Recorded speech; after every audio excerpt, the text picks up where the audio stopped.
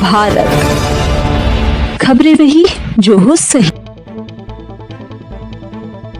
Urmila educational academy बस्ती में चल रहे श्रीमद् भागवत कथा के तीसरे दिन महाराज ने कथा विस्तार करते हुए बताया कि मनुष्य जीवन में जाने अनजाने प्रतिदिन कई पाप करता है।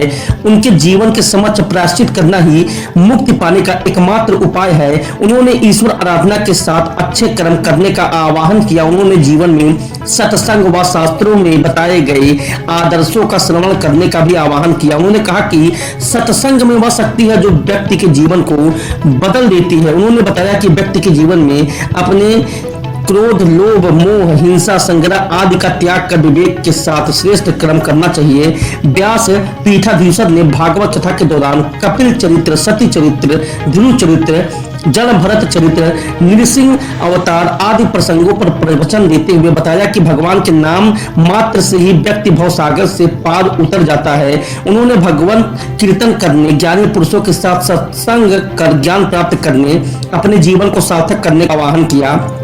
भजन मंडली की ओर से प्रस्तुत किए गए भजनों पर श्रोता भाव विभोर होकर नाचने लगे। उन्होंने गजेंद्र मोक्ष, वामनावतार, श्री रामचरित्र एवं श्री कृष्ण जन्मोत्सव कथा व्यास स्वामी राघवाचार्य जी महाराज के द्वारा किया गया। भागवत कथा का कार्यक्रम उर्मिला एजुकेशनल एकेडमी में चल रहा है, जिसमें बड़ी संख्या में श्रोता कथा का रसपान कर झूम उठ रहे हैं। Bureau report, news Bharat. भगवान वासुदेव, भगवान नारायण ही परम तत्व हैं और उन्हीं से सब कुछ है।